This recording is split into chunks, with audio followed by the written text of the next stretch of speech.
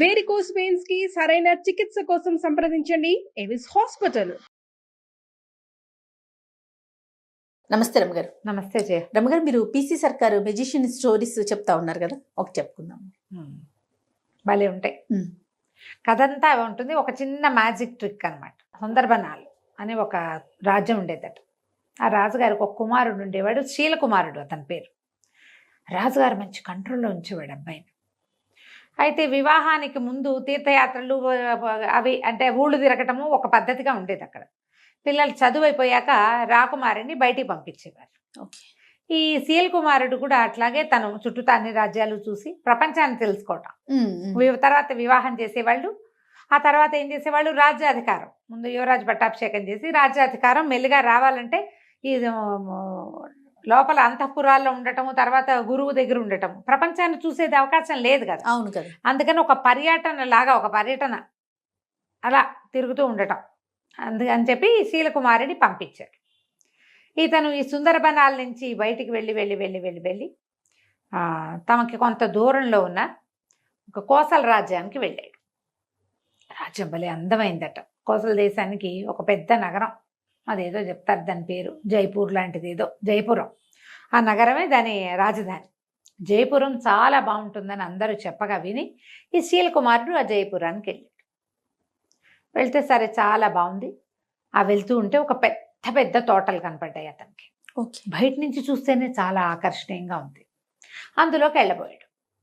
లోపలికి వెళ్ళబోతే తోటమాలి వాళ్ళు అడ్డుకున్నారు. వాకిట్లో ఉన్న వాళ్ళు, సెక్యూరిటీ వాళ్ళు ఉంటారు కదా, ఇది అందరూ వెళ్ళేది కాదండి, మీరు ఎక్కడో బయట ఊళ్ళ నుంచి వచ్చినట్టు, ఈ ఊరు వాళ్ళు ఎవరు ఇందులోకి వెళ్ళరు, ఇది రాజకుమార్తె శాలిని యొక్క సొంత ఉద్యానవనం, ఆమె తిరుగుతుంది, ఇది ఇప్పుడు మీకు ఇక్కడ కనపడుతుంది కానీ కోటకి అంతఃపురానికి అనుసంధానంగా ఉన్నది ఇది.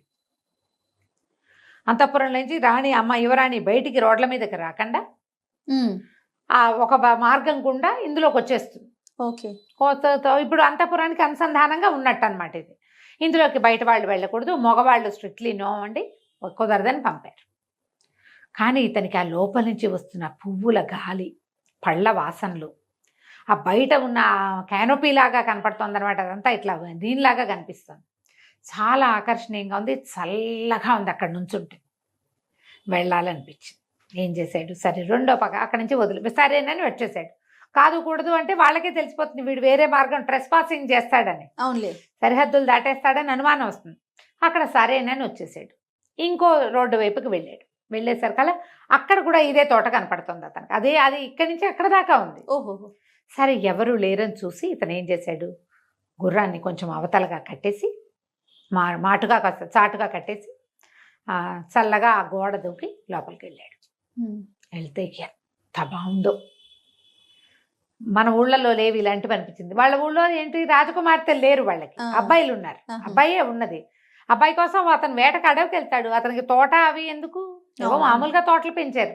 ఈ ప్రత్యేకంగా రాజకుమార్తె కోసం అక్కడక్కడ లతానీ కుంజాలు, చక్కా పొదరిళ్ళు, దేనికి దానికి బెడ్స్గా వేసిన గులాబీలు, మల్లెలు, ఇలా రకరకాల చెట్లు, ఇన్ని పువ్వులు ఉండేసరికల్లా ఎన్నో తుమ్మెదలు, తర్వాత సీతాకోక చిలకలు, పిచుకలు ఎన్ని ఉన్నాయో.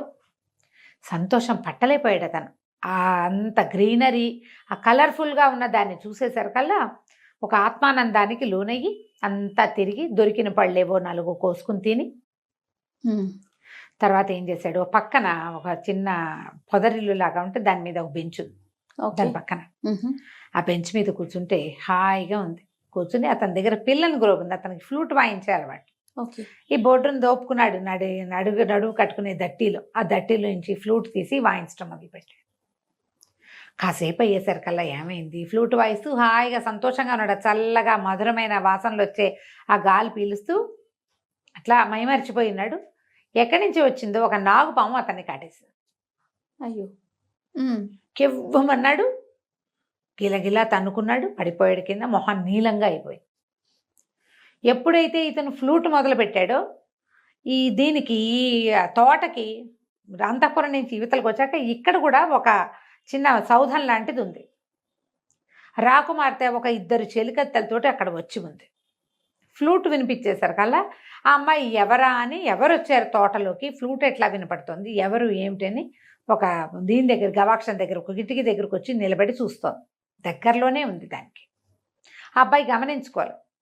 చూసేసరికల్లా ఎవరో కుర్రాడి వయసుండి అతని కేసే చూస్తుంది. ఉన్నట్టుండి పాము కాటేయటం, అతను కేక పెట్టడం, ఆ అమ్మాయి పరిగెత్తుకుంటూ వచ్చి చెలికత్తెల సహాయంతో ఇతను చూసేసరికల్ కనపడింది. ఈ చెలికత్తెల్లో ఒక చెలికత్తె తల్లి విషవైద్యం తెలిసిన తల్లి. ఆ పిల్లకు కూడా కొంత తెలుసు. ఈ అమ్మాయి ఏమందంటే, ఇది పలానా పామమ్మ, దీనికి వేరు పెట్టి వైద్యం చేస్తే ప్రమాదం తప్పుతుందంటే సాయం పట్టండి అని ముగ్గురు కలిసి అతన్ని లోపల గదుల్లోకి తీసుకొచ్చారు. తీసుకొచ్చి రాకుమార్తె అతను ఇక్కడ ఇందులో ట్రెస్ పాసింగ్ చేసి లోపలికి వచ్చాడంటే అతనికి శిక్ష పడుతుంది. అంతేగా. అతనేమి తనని చూడడానికి రాలా, ఈ తోట సౌందర్యం కోసం వచ్చాడు. ఆ సంగీతం బాగుంది, రాకుమారుడు చక్కగా ఉన్నాడు. ఎవ్వరికీ చెప్పకుండా 5-6 రోజుల పాటు అతన్ని అక్కడే దాచిపెట్టి వైద్యం చేయించి అతను కోలుకునేదాకా కాపాడింది. ఓకే. కాపాడి పంపించేద్దాం అనుకుంది.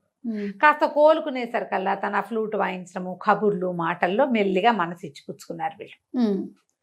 కోలుకున్న తర్వాత ఇతను, నేను బయలుదేరి చాలా కాలం అయింది, ఇంటికి వెళ్ళిపోతాను అని చెప్పి, నాకు కూడా వివాహ ప్రయత్నాలు చేస్తున్నారు అని తెలుసుకున్నాడు. ఆ అమ్మాయికి నాకు కూడా వివాహ ప్రయత్నం చేస్తున్నారు, ఎట్లాగో ఉత్తరాలు రాస్తారు, మీ దగ్గర నుంచి ఫోటోలు వస్తాయి, నేను నిన్నే సెలెక్ట్ చేసుకుంటా, మన ఇద్దరం పెళ్లి చేసుకుందామని ఆ అమ్మాయికి మాట ఇచ్చి ఇంటికి వచ్చేసాడు.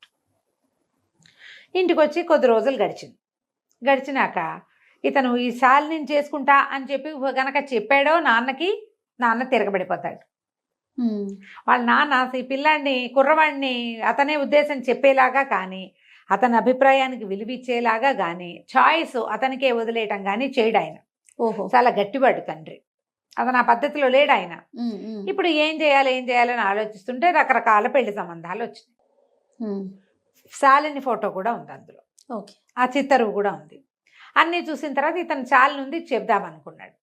తండ్రి, మంత్రి గారు, రాజగురువు ముగ్గురు కలిసి స్క్రూటినీ చేసి వాటిని ఏం చేస్తారు, అన్నీ చూసి ఈ అమ్మాయి తండ్రి ఎంతమంది ఫైనలైజ్ చేస్తారు కదా, ఇవన్నీ చూసేసి చివరికి 3 సంబంధాలు తేల్చారు.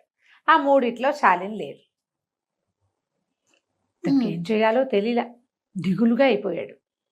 వెళ్ళొచ్చిన దగ్గర నుంచి అతని ధోరణి మారిందని, ఇప్పుడు ఈ పెళ్లి సంబంధాలు చూడటం మొదలుపెట్టాక ఇంకా మొహం వేళ్లాడేసి ఉంటున్నాడని కనిపెట్టాడు మంత్రి గారి కుమారుడైన దేవదత్తుడు. ఓకే. ఏమిటో ఇలా డల్గా ఉన్నావు ఏమిటి అని ప్రశ్నించేసరికి ఇంకెవ్వరికి చెప్పలేక ఈ శీల్ కుమారుడు ఏం చేశాడంటే దేవదత్తుడికి చెప్పాడు ఈ సంగతి. నేనేం చేయను, నేనేమో అమ్మాయికి మాటిచ్చి వచ్చాను, తను నచ్చింది నాకు, నా ప్రాణం కాపాడింది, అమ్మాయి చాలా బాగుంది, రాజ్యము వాళ్ళ ఏర్పాట్లు మరీ బాగున్నాయి, మా నాన్నగారేమో తేల్చిన సంబంధాల్లో శాలిని లేదు. అక్కడికి రాజగురువు మంత్రి గారు అబ్బాయిని అడగండి అంటే ఏం పర్వాలేదు, నేనే సెలెక్ట్ చేస్తే మా అబ్బాయి అది చేసుకుంటాడని మొదలుపెట్టాడు ఆయన.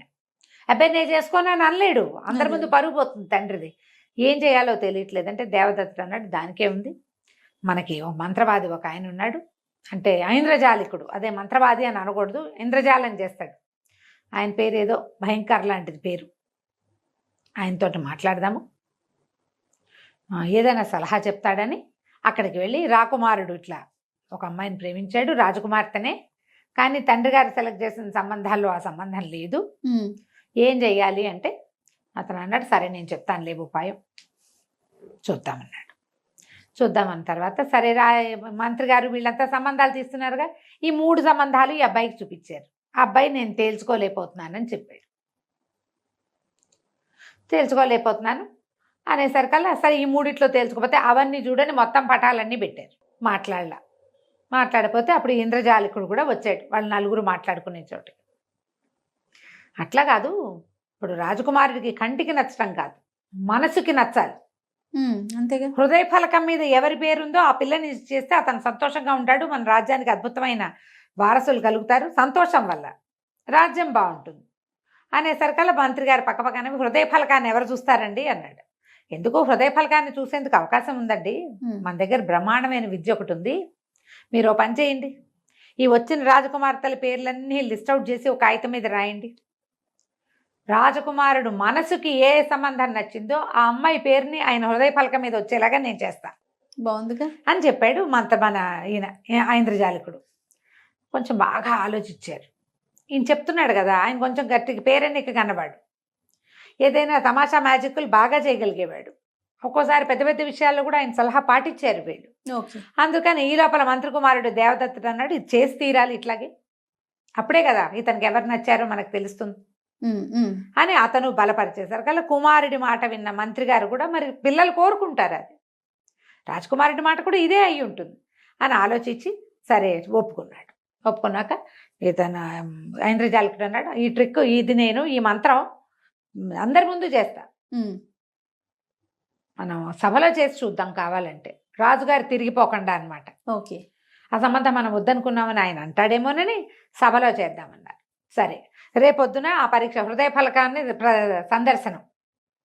మర్నాడు పొద్దున రాజకుమారుడు వచ్చి కూర్చున్నాడు. ఓకే. సభలో లిస్ట్ అవుట్ చేశారు. ఒక 15 సంబంధాలు రాశారు, పేర్లు, అందరు యువరాణుల పేర్లు రాశారు. రాశాక ఏం చేశాడు ఈయన, బోల్డ్ అని మంత్రాలు చదివి రాజకుమారుడి చుట్టూతా ఇట్లా చేసి దిష్టి తీసినట్టు దాన్ని అంటించేశాడు. ఓకే. ఆ కాగితాన్ని అంటించేశాడు. కాగితం అంటించి దాన్ని ఒక పళ్ళెంలో వేసాడు. వేస్తే కాగితం అంటుకుపోయి మొత్తం కాలి బూడిదొచ్చింది. అంతేగా మసి వస్తుంది, మసి కాలిపోతుంది. కాగితం అంటుకుంటే ఎలా వస్తుంది, నల్లటి వస్తుంది కదా. సరే, ఇతను ఏం చేశాడు, రాజకుమార మీ చొక్కా విప్పండి అని చెప్పి అతను షర్ట్ విప్పించారు. చొక్కా విప్పిన తర్వాత ఈ మసి తీసి రాజకుమారుడి గుండెల మీద ఇట్లా ఇట్లా ఇట్లా ఇట్లా రుద్దాడు. రుద్దంగానే ఒక పేరు ప్రత్యక్షమైంది అక్కడ, శాలిని అనుంది. అని ఆశ్చర్యపోయారు ప్రజలంతా. ఎట్లా వచ్చింది అంటే ఈయన మనసులో అంత గాఢంగా అమ్మాయి నచ్చింది, అది హృదయ ఫలకం మీద కనపడింది కదా, ఇంకేముంది శాలినితోటే పెళ్ళి అన్నారు. అక్కడి నుంచి కాకోసల రాజ్యానికి కబురు చేశారు, మీ అమ్మాయిని మా అబ్బాయికి చేసుకుంటామన్నారు. వివాహం అయిపోయింది. వీళ్ళంతా అక్కడికి తరలి వెళ్ళారు. తోటలోనే పెళ్ళి అడిగాడు రాజకుమారుడు. ఆ తోటలో బ్రహ్మాండంగా విందు చేశారు. అన్నీ హాయిగా అయిపోయింది. శాలినికి అక్కడ తోటలో విహరించడం అలవాటు కాబట్టి ఇక్కడ కూడా అలాంటి తోట నిర్మించడానికి అక్కడి నుంచే శిల్పులు, తోటమాళ్ళు అందరినీ తీసుకెళ్తానని చెప్పాడు. బాగుంది. ఇంటికి వచ్చారు. సుందరవనానికి తిరిగి వచ్చేసారు. వచ్చిన తర్వాత ఆ రోజు రాత్రి పునఃసమాగమం అని గదిలోకి పంపించారు. ఈయన ఏం చేశాడంటే ఒక చక్కటి సబ్బు గిఫ్ట్ చేశాడు రాకుమార్తెకి. రాజకుమారుడు శీలకుమారుడు శాలినికి ఇచ్చాడు. ఇచ్చేసరికి శాలిని ఏమిటి ఇంతకంటే గొప్ప బహుమతి దొరకలేదంటే, ఎందుకు ఈ బహుమతి, దీనివల్లే నువ్వు నాకు దక్కేవు, లేకపోతే నువ్వు దక్కేదానివి కాదు, నేను మా నాన్నగారి మాట కాదనలేక చేసుకునేవాడిని అని చెప్పాడు. ఏం చేశారట, సబ్బు నానబెట్టి సబ్బుతోటి అతని గుండెల మీద శాలిని అని రాశారు. ఆల్రెడీ అది ఆరిపోయింది. ఆరిపోయి ఉండిపోయింది ఒంటి మీద. కడిగితే కదా పోయేది సబ్బు. ఈ మసి పూసేసరికల్లా అంటుకున్న సబ్బు మీద మసి అంటుకుని శాలిని అని కనపడింది. హృదయ ఫలకం దాని మీద రాసినట్టు కనిపించింది. ట్రిక్ చూడు, మ్యాజిక్ ట్రిక్, సూపర్. మనం ఏదైనా ఒక అక్షరాలు ప్రత్యక్షం లాగా చేయాలంటే ఇప్పుడు మన వాళ్ళు ఏం చేస్తున్నారు, రాసేసుకుంటారు పేరు, దాని మీద ఈ మన సెలోఫెన్ టేప్ తీసి ఇస్తే సరిపోతుంది. ఇప్పుడు కొత్త ట్రిక్కులు వచ్చాయి కదా, పాతకాలపు ట్రిక్. దీంతో ఈ రాజకుమారుడు రాకుమార్తెని పెళ్లి చేసుకున్నాడు. కథ కంచికి మనం ఇంటికి. బాగుందండి. నమస్తే రమ్య గారు. నమస్తే.